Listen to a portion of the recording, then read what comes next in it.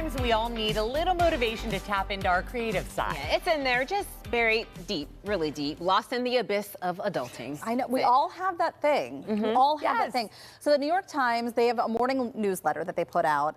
And I found this to be so fascinating and really touched on something I think so many of us experience. So the author in this article said that he used to be a drummer. And then his son received as a gift a little drum set. And he found himself playing with the drum set maybe even more than his son. And he realized that he didn't used to be a drummer, that he still is. He just forgot that that part of him existed. Again, because so much of us, we get caught up in what we're doing and adulting. And so the things that we love, especially that creative side, gets very deep in the paying bills and making dinner and carting kids off to sports. And so you don't put yourself first anymore, which is natural and normal and it happens. But he did all of this and wrote this article basically to say that the New York Times Well division is doing a challenge to help spark creativity. It's called the Well Creativity Challenge. It's 5 days long.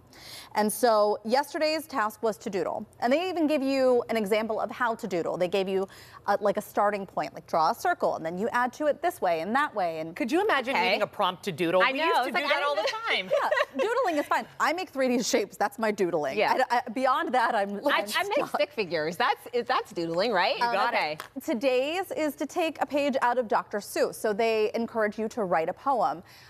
Again, they're giving you prompts on how to get started in doing this.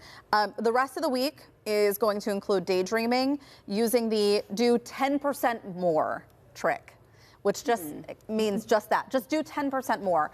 And with each day, they're going to give you some examples of how best to do this. The last one is to try something new.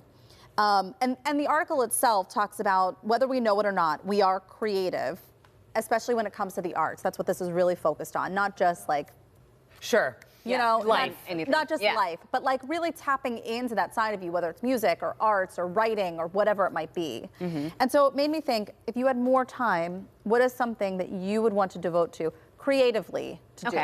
I'd probably want to pick back up the clarinet more often because you both know I'm a virtuoso when it comes to that. Yes, you one are. right there. But I used to do it all the time. But also, I think the one thing that I have picked back up is my dancing. I take the heels dancing class now, and that feels so good. It just takes me back to when I used to do that all of the time. And I'm reminded about how much I love it. Yeah. And it comes easy to you. Yesterday, my husband and I were at the park. We looked directly through, you know, like the swings. There was a woman crocheting.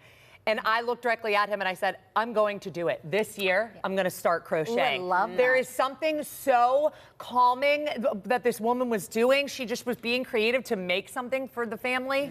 So fun. Hold me to it. I'll show you my blanket. It sounds like a talk try segment. It does. Coming your way soon. Teach me. Ooh.